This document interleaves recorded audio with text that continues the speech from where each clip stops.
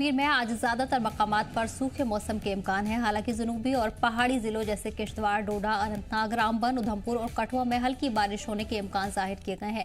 कश्मीर महकमा मौसमियात के मुताबिक 20 अक्टूबर तक जम्मू कश्मीर के ज्यादातर मकामात पर सूखे की हालत बनी रहेगी। सिर्फ कुछ अलग अलग मकामात पर हल्की बारिश के इम्कान है। वहीं जोजिला दर्रे में टेम्परेचर में गिरावट दर्ज की गई है, जहां टेम्परेचर 8 डिग्री सेल्सियस तक पहुंच गया है, जो कि शुरुआती सर्दियों का इशारा है। वहीं तकरीबन 5 इंच तक बर्फ जमा है और हवा की रफ्तार 6 किलोमीटर प्रति घंटा है। सिंथन टॉप पर 8 से 9 इंच बर्फबारी हुई है, जबकि डाकसुम में तकरीबन 2 इंच बर्फ गिरने की इत्तला मिली है। वहीं अफसरान ने मुसाफिरों को खासकर जोजिला और सिंथन जैसे बर्फ से ढके रास्तों पर एहतियात बरतने की हिदायत दी है। लगभग 16 अक्टूबर तक फिलहाल जो है ड्राई रह सकता है। तो 8th को भी जो है थोड़ी सी पॉसिबिलिटी है कुछ एक डिस्ट्रिक्ट के अंदर light rain for brief period. बाकी कोई सिग्निफिकेंट वेदर एक्टिविटी फिलहाल नहीं है लगभग 16 अक्टूबर तक। जम्मू में बारिशें अमूमन रहने के चांस हैं, हैवी रेन कुछ एक डिस्ट्रिक्ट्स में heavy to very heavy rain. और इस बीच फार्मर्स भी जो अपना जो रूटीन काम है वो 8 के बाद जो है फिर से रिज्यूम कर सकते हैं, जिसमें शाख तराशी का काम हो, हार्वेस्टिंग का काम हो, दवा पाशी का काम हो, ये सारी चीज़ें जो है एक बार फिर 8th ऑनवर्ड जो है रिज्यूम कर सकते हैं। अब ठंड जो है देखो बर्फबारी शुरू हुई है, जो हवाएं हैं खासकर सुबह शाम, इसमें चिलिंग इफेक्ट थोड़ा सा बढ़ने के चांसेस हैं, जिसके कारण सुबह शाम जो है अब ठंड बढ़ेगा। दिन में भी टेम्परेचर जिस हिसाब से रहा करता था अभी 30-31 के आसपास, उतना जाना अब मुश्किल है। टेम्परेचर जो अब दिन ब दिन कम होगा, तो फिलहाल इम्प्रूवमेंट के बाद जो है 24-25 डिग्री तक मैक्सिमम जा सकता है। ऑपरेशनल जरूरियात की वजह से जिन ट्रेनों को पहले 15 अक्टूबर 2025 तक रद्द किया गया था, अब उन सभी ट्रेनों को आगे के ऑर्डर तक रद्द रखा जाएगा। मुसाफिरों से अपील की गई है कि वो अपना सफर का प्लान बनाने से पहले ही इस बात की जानकारी लें और अपडेट हासिल करने के लिए रेलवे की वेबसाइट पर जाएं।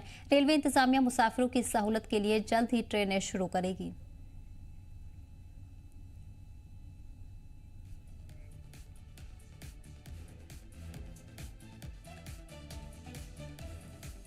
इस बीच आपको बता दें कि वादी के मौसम में लगातार तब्दीली देखने को मिल रही है, जिसके चलते परेशानियां भी लोगों को पेश आ रही हैं। इस बीच ऑपरेशनल जरूरियात की वजह से जिन ट्रेनों को पहले 15 अक्टूबर 2025 तक रद्द किया गया था, अब उन सभी ट्रेनों को आगे के ऑर्डर तक रद्द रखा जाएगा। इंतजामिया की तरफ से ये एडवाइजरी जारी की गई है। रेलवे इंतजामिया ने ये ऑर्डर जारी कर दिया है, जहाँ मुसाफिरों से भी अपील की गई है कि वो अपना सफर का प्लान बनाते वक्त इस जानकारी को ध्यान में रखें। आगे के अपडेट भी हासिल करने के लिए रेलवे की वेबसाइट पर जा सकते हैं। वहीं रेलवे इंतजामिया मुसाफिरों की सहूलत के लिए जल्द ही ट्रेनें शुरू करेगा। इस बीच आपको बता दें कि वादी के मौसम में तब्दीली लगातार देखने को मिल रही है। कई मकामात पर भारी बर्फबारी, इसके साथ ही कई इलाकों में बारिश का दौर जारी है, जिसके चलते अब इंतजामिया की तरफ से ये एडवाइजरी जारी की गई है।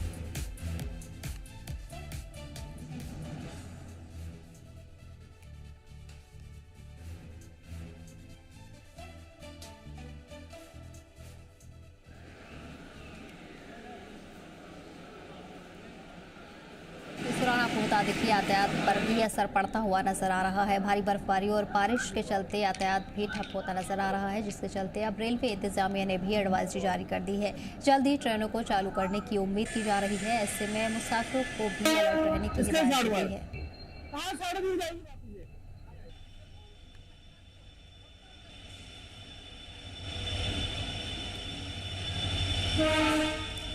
इसी पर खास जानकारी के लिए हमारे नुमाइंदे शुभम जुड़ गए हैं। शुभम, मौसम का असर रेलवे पर भी पड़ता नजर आ रहा है, क्या कुछ एडवाइजरी इस हवाले से जारी की गई है? कब तक उम्मीद की जा सकती है कि इन ट्रेनों को फिर से चालू किया जाएगा? बिल्कुल, देखिए लगभग 1 महीने से ज्यादा हो चुका है। अब जम्मू और कटरा से चलने वाली तमाम रेलगाड़ी को रद्द पड़े हुए। अगर मैं बात करूं तो इसमें सबसे पहले हेमकुंड एक्सप्रेस हो या फिर श्री शक्ति एक्सप्रेस हो, जम्मू मेल हो, ये तमाम गाड़ियां हैं जिन्हें अभी तक रद्द रखा गया है। हालांकि कुछ गाड़ियां हैं जिनका परिचालन जो है वो एक बार फिर शुरू कर दिया गया है और कईयों का 15 तारीख तक कर दिया भी जाएगा, जो खासतौर से जम्मू तक के चलने वाली गाड़ियों की अगर मैं बात करूं, राजधानी की बात हो या फिर अन्य कई अच्छी गाड़ियां हैं जिनका अलग अलग डेट पर शुरुआत जो है वो अब धीरे धीरे गाड़ियां जो है वो पटरी पर लौटने लग चुकी है। जोगनगरी ऋषिकेश गाड़ी की अगर मैं बात करूं, जो जम्मू से रविवार के दिन जाती है, उसे एक बार फिर हरी झंडी दिखा दी गई है। आने वाले रविवार को एक बार फिर उस गाड़ी को रवाना किया जाएगा। वहीं माता वैष्णो देवी कटरा रेलवे स्टेशन से चलने वाली गाड़ियों की बात करूं तो वो ज्यादातर गाड़ियां अभी भी रद्द हैं, क्योंकि उधमपुर, जम्मू और कटरा का जो रेल लाइन है वहां पर अभी भी मरम्मत का कार्य जो है वो चल चल रहा है। ट्रैक पूरी तरीके से अभी रिपेयर नहीं हो चुका है कि जिसमें सारी गाड़ियों को इस पे एक तरीके से फिर से शुरू किया जा सके। कई सारी गाड़ियां जो है, हेमकुंड एक्सप्रेस हो, श्री शक्ति एक्सप्रेस हो, जम्मू मेल हो, वंदे भारत अमृतसर एक्सप्रेस हो, या फिर वंदे भारत जो दिल्ली तक चलने वाली गाड़ियां हैं, ये गाड़ियां अभी भी अगले आदेश तक रद्द पड़ी हैं। पर रोजाना 4 से 5 गाड़ियां अभी जो कटरा रेलवे स्टेशन से चल रही है। अगर उन्हीं की मैं बात करूं तो वंदे भारत एक्सप्रेस जो सुबह चलती है वो नई दिल्ली तक रवाना की हो रही है। स्वराज एक्सप्रेस हो, मालवा एक्सप्रेस हो, या फिर कटरा से कश्मीर जाने वाली वंदे भारत एक्सप्रेस, ये गाड़ियां जो है ये अभी चल रही है। इसके अलावा तमाम गाड़ियां जो है वो अभी रद्द है। अब श्रद्धालु जो मां के दर्शन के लिए आ रहे थे वो भी कहीं ना कहीं थोड़ा परेशान जरूर हो रहे हैं, क्योंकि रेल यातायात जो है वो पूरे तरीके से अभी शुरू नहीं हुआ है। श्रद्धालुओं को भी अब कहीं ना कहीं दिक्कतों का सामना करना पड़ रहा है। बिल्कुल।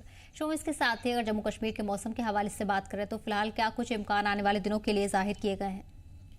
बिल्कुल, देखिए मौसम की ही बात करें तो मौसम विभाग के द्वारा जिस तरीके से 5, 6 और 7 ये 3 दिन एडवाइजरी पहले ही जारी कर दी गई थी कि मौसम जो है वो काफी ज्यादा खराब रहेगा। पर जिस तरीके से आज की ही अगर मैं बात करूं तो देर रात काफी ज्यादा बारिश हुई थी, पर सुबह 7 बजे के बाद मौसम जो है वो एक बार फिर सुधार होता हुआ उस पर नजर आया था। यात्रा की भी मैं यहाँ पे बात जरूर करूंगा, क्योंकि मां वैष्णो देवी की यात्रा को भी मौसम खराब के चलते 3 दिन से स्थगित कर दिया गया था, और आज तीसरा दिन है यात्रा को स्थगित किया गया। पर मौसम साफ हो चुका है। अनुमान ये भी लगाए जा रहे हैं कि कल सुबह से एक बार फिर मां वैष्णो देवी की यात्रा को भी शुरू किया जा सकता है।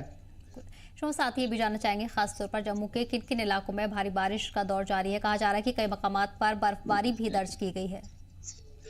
बिल्कुल, देखिए साल की पहली बर्फबारी का सिलसिला जो है वो परसों से ही शुरू हो गया था। कश्मीर के कई सारी ऐसी इलाके हैं, पहलगाम की बात हो या फिर ऊपर सोनामर्ग की बात करूं तो यहाँ पर तो बर्फ पड़ी ही थी। रजौरी के की भी अगर मैं यहाँ पे बात करूं तो पुंछ रजौरी के वो सटे हुए इलाके जो पहाड़ी क्षेत्र है वहां पर भी हल्की बर्फबारी देखी गई थी। पर मौसम की भी बात करें तो मौसम में अब कहीं ना कहीं सर्दियों का मौसम जो है वो शुरू होता हुआ नजर आ रहा है। सर्दियों ने यानी कि दस्तक जो है वो अब जम्मू कश्मीर में दे दी है।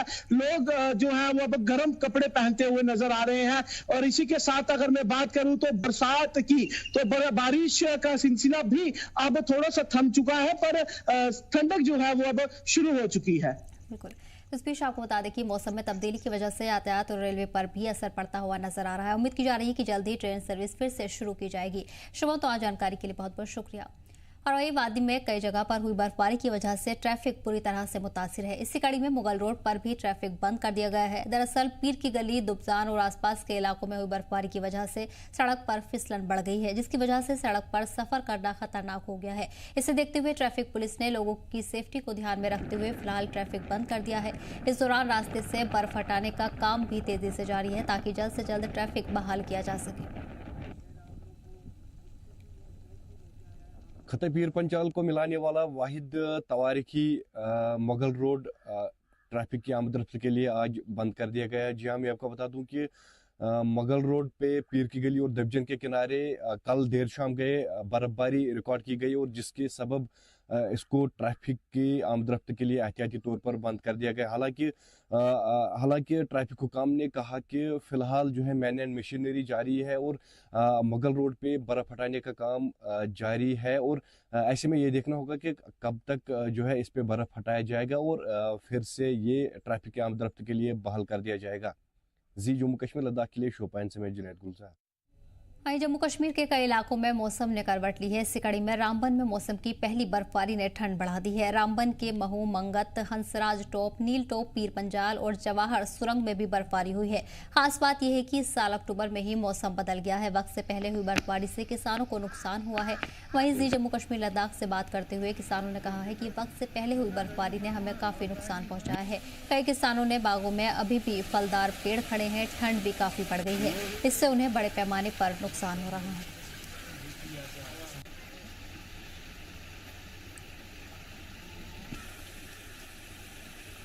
इसी बीच आपको बता दें कि वादी के कई इलाकों में बर्फबारी का दौर जारी है, जिसके चलते किसानों को भी बड़े पैमाने पर नुकसान हो रहा है। इसी के चलते किसानों की तरफ से चिंता जाहिर की गई है, जहां उनका कहना है कि बड़े पैमाने पर नुकसान उनकी फसलों को हो रहा है। इसी के साथ आपको बता दें कि ठंड के हवाले से एडवाइजरी भी इंतजामिया ने जारी कर दी है। आने वाले दिनों में भी बर्फबारी का दौर जारी रहेगा। पहले मतलब जल्दी आ गई। हाँ जल्दी आ गई। पहले इस साल होती थी बर्फबारी, ऊंची ऊंची बाद में होती थी थोड़ी थोड़ी, इस साल पहले पड़ गई तो सर्दी पड़ गई, घास वगैरह जो कुछ भी था वो ख़राब हो गया। तो उसके बस के ये ठंड की वजह से हमें ये कमरे शमरे जो कुछ भी था तो ये इस्तेमाल करना पड़ा लगभग 2 महीने से बाद। तो इस बार जल्दी आ गई। इस बार जल्दी आ गए, पहले ही आ गए। तो नुकसान घास वगैरह का, मक्की का, दही का, हर चीज़ का नुकसान हो गया। पानी में है सब कुछ इस वक्त। 75 साल मेरी एज है। अच्छा। तो ऐसा मौसम हमने कभी देखा नहीं आज तक, जो कि इस साल जल्दी पड़ गया। ये सर्दी का मौसम, बर्फबारी होगी ये चारों तरफ। हमारा घास मवेशी जो था माल वो भी मरता है भूख से, कोई कुछ हमारा कोई ढंग नहीं चलता। आबस मज घास आबस मज घास रखन मज सोरी होत सोट कैसो कोर बेचारा मेहनत मशगत कर्ज वर्ज सोटुक तो सह आबस मज। यह हपर खुश किस्मती यप सन बादाम माल यह पे तकरीबन 2 रेत ब्रोट युत शीन अम ब्रोट पे वाह वक्त ब्रोट। तो यह सन अमाइन अमाल। वह बह यही गुजारिश कर अगर गवर्नमेंट सन सरकार किसानन खातर सोच क्या, तो बस यही सन गुजारिश। जम्मू कश्मीर के मौसम ने इस बार सेब किसानों और कारोबारियों को बड़ा नुकसान पहुंचाया है। खासतौर पर साउथ कश्मीर के सेब किसानों को बड़ा नुकसान हुआ है, क्योंकि खराब मौसम की वजह से वो मार्केट रिटर्न नहीं मिल पाया जिसकी उम्मीद थी। इससे जुड़े लोग शदीद जहनी तनाव का शिकार हो गए हैं। कुलगाम के किसानों ने माली नुकसान का जिक्र करते हुए कहा है कि इस सीजन में हम बड़े माली नुकसान से दो चार हैं। इसका अंदाजा इससे लगा सकते हैं कि हम पेस्टिसाइड और दीगर केमिकल्स तक की फीस अदा करने में नाकाबिल हैं। नीलो इलाके के किसानों का कहना है कि सेब की खेती हमारी रोजी रोटी है, लेकिन इस सीजन में नुकसान से हमारा परिवार परेशान है। हम अपने बच्चों की स्कूल फीस तक नहीं अदा कर पा रहे हैं। किसानों ने मरकजी और रियासती सरकार के साथ इंतजामिया से फौरी मदद की अपील की है। किसानों ने कहा है कि हमारे नुकसान का मुआवजा दिया जाए और हमारे किसान क्रेडिट कार्ड और दीगर लोन भी माफ़ किए जाएं। इसके साथ ही इलाके में कोल्ड स्टोरेज बनाए जाएं ताकि आइंदा इस तरह के नुकसान से बचा जा सके। और उससे बात करने के लिए आप देख रहे हैं यहाँ पर हमारे पीछे कि कितना माल यहाँ पर पड़ा हुआ है। ये एक कोई किसी बाग वाले की एक ग्रोवर की हालत नहीं है, ये हाँ यहाँ सब कश्मीरियों की हालत है। हम चाहते हैं कि हम मोदबाना गुजारिश सरकार से कहते हैं कि यहाँ पर कोल्ड स्टोरेज की फैसिलिटी नहीं है, यहाँ पर क्रॉप इंश्योरेंस स्कीम लागू नहीं हुआ, सीसी कर्जा जाते हैं वो माफ़ नहीं हुए हैं। यहाँ पर ग्रोवर, आपको पता है कि ग्रोवर एक साल में मेहनत करता रहता है कि इसी चीज़ में कि हम इसको बनाए इस सेब को, ताकि हमारी बेटी कल शादी कर सकते हैं, हम एक बच्चे को पढ़ा सकते हैं, हम बीमार को हॉस्पिटल ले सकते हैं। हमारे पास रोज़गार ऑलरेडी रोज़गार है ही नहीं, यहाँ पर जो कारोबार है वो पूरा बैठ चुका है। बांदीपोरा जिले की बीएसएफ हेडक्वार्टर के डीआईजी एनके बाबू ने आज ही जम्मू कश्मीर लद्दाख से खास बातचीत की। इस बीच उन्होंने बताया कि सेव वोला रन विद बॉर्डरमैन के लिए सभी तैयारियां मुकम्मल कर ली गई हैं। ये मैराथन 12 अक्टूबर 2025 को मुनाकिद किया जाएगा। इस मैराथन का मकसद माहौलियाती तहफ़्फ़ुज़ की मजबूती को यकीनी बनाना है। उन्होंने कहा कि इस मैराथन के जरिए से वुलर झील की साफ सफाई के तय लोगों को बेदार करना है। आप देख रहे हैं अजीज जम्मू कश्मीर लद्दाख और मैं हूं आपके साथ आपका दोस्त वाहिद मकबूल। आपको मालूम है कि 12 तारीख को बांदीपोरा में एक बड़ा जो मैराथन है वो होने जा रहा है, और जिसका मुद्दा और मकसद ये है कि एशिया की सबसे मीठे पानी की जो झील वलूर है उसको किस तरह से तहफ़्फ़ुज़ मिले, उसको किस तरह से बचाया जाए। और इसी के तहत BSF यानी बॉर्डर सिक्योरिटी फोर्सेस ने यहाँ पे मैराथन का जो आयोजन है वो किया है। हमारे साथ मौजूद है DIG BSF बांदीपोरा। सर ये बताएं कि ये जो मैराथन होने वाला है, मुद्दा और मकसद क्या है इस मैराथन का? जो है मेन मकसद ये है कि भाई उलर लेक जो है उसको बचाने का हमारा कोशिश है। उलर लेक आप सब जानते हैं कि second largest fresh water lake है।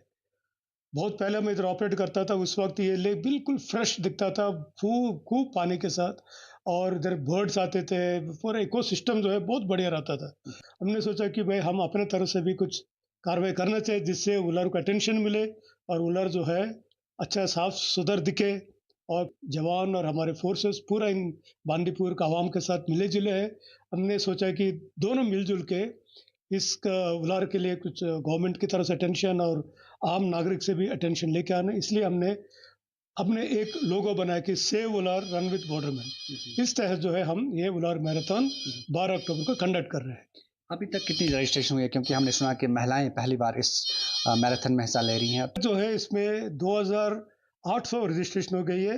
क्योंकि इसमें जो है to encourage maximum population, maximum youth, हमने 3 फॉर्मेट्स ऑफ रेस रखे हैं, 5 किलोमीटर, 10 किलोमीटर और 21.1, जो हम आमतौर पर हाफ मैराथन कहते हैं। शामिल जो बांदीपुरा डिस्ट्रिक्ट के अलावा कश्मीर वैली का पूरा हर डिस्ट्रिक्ट इसमें शामिल हो रहे हैं, और साथ ही साथ जो है जम्मू से और पैन इंडिया से भी, जैसे दिल्ली, द्वारका, पठानकोट, यहाँ तक कि लखनऊ से भी हमको कॉल्स आए हैं, वो भी ऑलरेडी रजिस्टर किया हुआ है।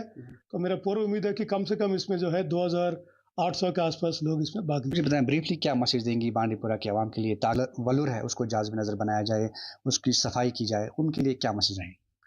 जी, हमारा मैसेज है सबसे पहले यूथ ऑफ बांदीपुर डिस्ट्रिक्ट और वादी का जो जितना भी यूथ है, वो जो है अपना पढ़ाई के साथ साथ एक पॉजिटिव दिशा में जो है चलना चाहिए। मैं बताना चाहता हूँ कि भाई उलार जो है अपना है, और ये बहुत मशहूर है, बहुत इधर बर्ड वॉचिंग, माइग्रेटरी बर्ड्स बहुत आते हैं, और आजकल बहुत कम दिख रहे हैं। जो माइग्रेटरी बर्ड्स आते हैं वो रशिया से भी आते हैं, कई फॉरेन यूरोपियन नेशन से आते हैं, लेकिन आजकल थोड़ा सा कम दिख रही है। तो मैं चाहता हूँ कि भाई उलार का आसपास काफ़ी गांव है, पूरा उलार उसका दैनी भाई बहुत विलेजेस है, उनसे ये बता रहे थे उसका साफ सुथरा रखे, जितना हो सके जो है उसमें कोई अपना कुछ ऐसा सामान ना फेंके। Thank you sir. मालूम है कि जिस तरह से बॉर्डर सिक्योरिटी फोर्सेस का ये एक अच्छा इनिशिएटिव है कि वो चाहते हैं कि जी लेवलर को जाज़ब नज़र बनाया जाए, इसकी साफ़ सफाई की तरफ खास तवज्जो दें। इस तरह से BSF ने इकदाम उठाए हैं और इसको जी जम्मू कश्मीर लद्दाख सलाम पेश करता है। इस खास रिपोर्ट के साथ जी जम्मू कश्मीर लद्दाख के लिए बांडीपोरा से मैं वाहिद मकबूल। जम्मू कश्मीर की 2 सीटों पर ज़िमनी इंतखाब का ऐलान हो चुका है और इसे लेकर सियासी लीडरान की तरफ से भी लगातार रद्द-ए-अमल सामने आने लगे हैं। इस मामले पर जम्मू कश्मीर लद्दाख से खास बातचीत में जम्मू कश्मीर अपनी पार्टी तर्जुमान मुंतजिर मोहिउद्दीन ने अपने रद्द-ए-अमल का इजहार किया और NCPDP पर जमकर हमला किया। आइए देखते हैं इस रिपोर्ट में। मुझे दे इजाजत, आदाब। के बाद इलेक्शन कमीशन ऑफ इंडिया ने बड़गाम की जो असेंबली सेगमेंट 27 है उसके बाईपोल्स का ऐलान कर दिया।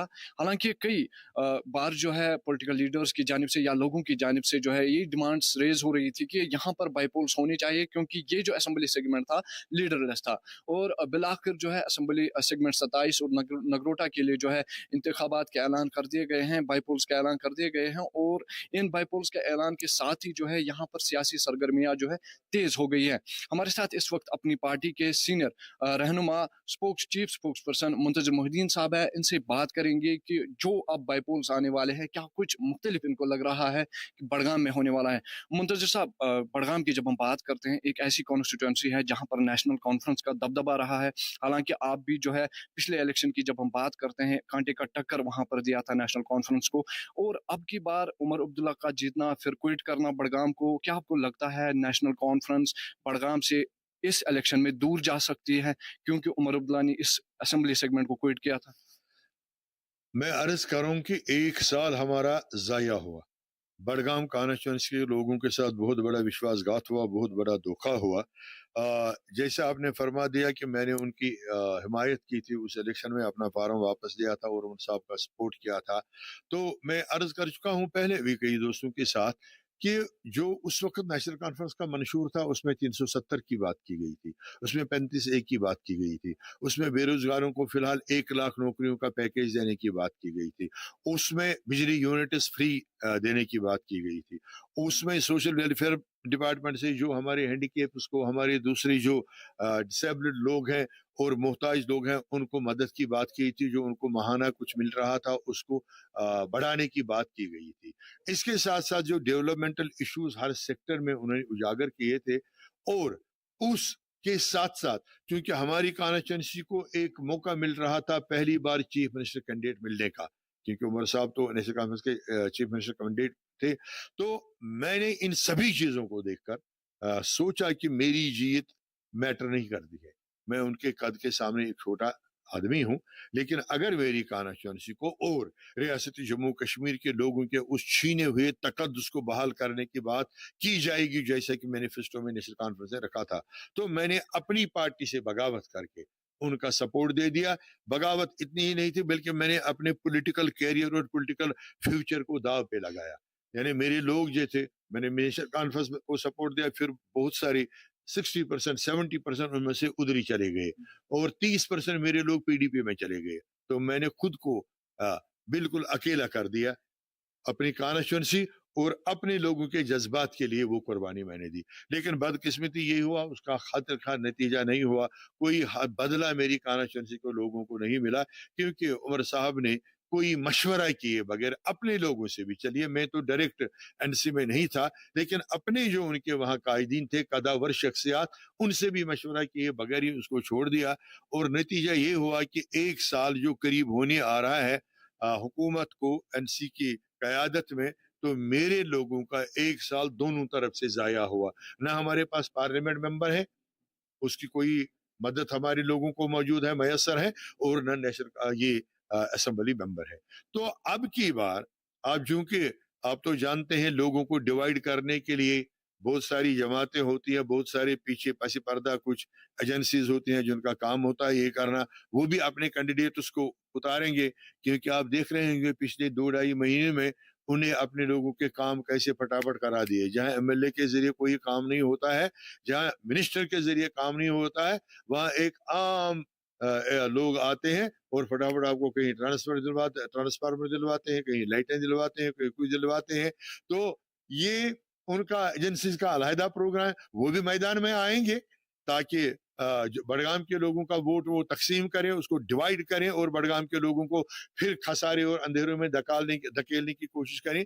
मैं गुजारिश करूंगा आपकी वसातत से बड़गाम के जो कॉन्स्टिट्यूंसी के लोग हैं कि ये कोई मजहबी जंग नहीं है, ये फिरका वाराना इलेक्शन नहीं है, ये सेक्शंस के सेक्टोरियन इलेक्शन नहीं है, ये आपकी बेहबूदी, आपकी कॉन्स्टिट्यूंसी की तरक्की के लिए, सड़कें बनाने के लिए, ट्रांसफार्मरों के लिए, बिजली पोल्स के लिए, पानी की सप्लाई के लिए, राशन का कोटा बढ़ाने के लिए, बिजली यूनिट्स मुफ्त फराहम कराने के लिए, बहुत सारी चीजें हैं जो आपकी तरक्की से वाबस्ता है। और आपको पता नहीं है जो कवानीन निकाले गए हैं कि आप हमारे कब्रिस्तानों से भी टैक्सेस वसूल करने किए जाने की बातें हो रही हैं, हमारी मस्जिदों के जमीनों के बातें हो रही हैं।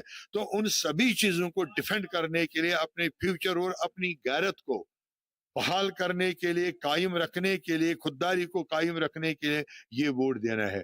मेरी कॉन्स्टिट्यूंसी जो बड़गाम कॉन्स्टिट्यूंसी है उसके लोग बहुत ही संजीदा और दानिशमंद हो गए, दाना लोग हैं। चंद एक को छोड़कर वो जज्बात में नहीं आएंगे, बल्कि पूरी सोच समझ से ऐसे फर्द को चुनेंगे, ऐसे शख्स को चुनेंगे जो उनके साथ जुड़ा भी हुआ हो माजी में, और जो उनके मुतालबात, उनकी मुश्किलात को हल करने का मुखलिसाना जज्बा रखता हो। मेरी कॉन्स्टिट्यूंसी के लोगों से यही उम्मीद है, क्योंकि इस वक्त मुकाबला वहाँ बड़ा दिलचस्प बनाने की बहुत अतराफ से कोशिशें होंगी। मुख्तसर आपसे जानना चाहेंगे, क्योंकि अपनी पार्टी की जब हम बात करते हैं, अपनी पार्टी की जानिब से बड़गाम के लिए क्या कुछ प्लानिंग है, बाईपोल्स के लिए क्या कुछ प्लानिंग है? क्या आप मैदान में आएंगे, क्या सईद मोहम्मद अल्ताफ बुखारी साहब आएंगे, या कोई और कैंडिडेट आएंगे, या कुछ और डिफरेंट होगा बड़गाम के लिए? देखिए, अभी तक जम्मू कश्मीर अपनी पार्टी ने बड़गाम के बारे में कोई फैसला नहीं किया है, क्योंकि पार्टी में एक डिसिप्लिन है। दस्तूर के मुताबिक एक कमेटी बनी हुई है, पॉलिटिकल अफेयर्स कमेटी, जहां भी मैंडेट देना होता है, जहां भी इलेक्शन में हिस्सा लेना होता है, तो पॉलिटिकल अफेयर्स कमेटी वो फैसला लेती है। अभी तक, आज की डेट तक, अभी अब जब मैं आपसे बात कर रहा हूँ, आज 7 अक्टूबर है, अभी इस वक्त 11 बजे तक कोई मीटिंग नहीं है पॉलिटिकल अफेयर्स कमेटी की। पॉलिटिकल अफेयर्स कमेटी की मीटिंग इंशाल्लाह ताला होगी, तो उसमें फैसला लिया जाएगा, चाहे सईद मोहम्मद अल्ताफ बुखारी साहब कंटेस्ट करेंगे या कोई और लीडर कंटेस्ट करेगा, तो वो तो इसके बाद ही पता चलेगा, अभी वहाँ कोई फैसला नहीं। मुख्तसर आपसे एक सियासत का सवाल पूछना चाहेंगे, क्योंकि आगा सईद रूहुल अमीन मेहदी जो है एक ऐसा चेहरा है, ज़िला बड़गाम का मेन टाउन कॉन्स्टिट्यूंसी उनकी अपनी घर की कॉन्स्टिट्यूंसी है, होम टाउन कॉन्स्टिट्यूंसी है। तो आपको लगता है कि आगा सईद रूहुल अमीन मेहदी के लिए जैसी कंट्रोवर्सीज में वो अपनी ही पार्टी के साथ कुछ अरसे तक जो है वहाँ पर दिखे, तो आपको लगता है कि उनका रोल इस इलेक्शन में डिफरेंट होगा, या अगर उन्होंने रोल प्ले किया तो वो मुख्तलिफ नताइज लेकर आएगा? देखिए, आगा सईद रूहुल्लाह साहब एक कदावर शख्सियत है, एक कदावर सियासतदान है, और पूरी नेशनल कॉन्फ्रेंस में अभी तक साबित हुआ है कि जो उनका मैनिफेस्टो था, जिस पे उन्होंने, नेशनल कॉन्फ्रेंस ने लोगों से वोट हासिल किया था, उस मैनिफेस्टो के हक में एक ही शख्स पार्लियामेंट में बात करता रहा, पार्लियामेंट से बाहर बात करता रहा, यहाँ के जो पब्लिक जलसे उन्होंने मुनक्कद किए, उनमें बात कर रहा था सिर्फ वाहिद एक शख्स, वो है आगा सईद रुहुल्लाह मेहदी साहब। तो बडगाम, सिर्फ बडगाम टाउन या बडगाम कॉन्स्टिट्यूंसी में ही नहीं बल्कि पूरे जिला बडगाम के साथ साथ पूरी यूटी में उनकी शख्सियत का एक असर है, उनकी अपनी एक फॉलोइंग है दोनों हैसियतों से। एक तो वो मजहबी आलिम भी है और दूसरा जो उनकी बहुत ही सच्ची और पुख्ता सियासत है। उससे इनकार नहीं किया जा सकता है कि आगा सईद रुहुल्लाह साहब की वजह से कोई असर नहीं पड़ेगा, बल्कि आगा से मैं जहां तक मेरा अंदाजा है, मैं ये मुझे इस बात में कहने में कोई झिझक नहीं है। पिछली बार अगर नेशनल कॉन्फ्रेंस की मैंने मदद की तो उसमें मेन रोल जो था वो सिर्फ आगा सईद रुहुल्लाह साहब का था और उनकी ये इस यकीन दहानी कि हाँ ये मैनिफेस्टो आगे बढ़ के हम इम्प्लीमेंट करेंगे, उसके पेश नज़र ही मैंने नेशनल कॉन्फ्रेंस की सपोर्ट की थी।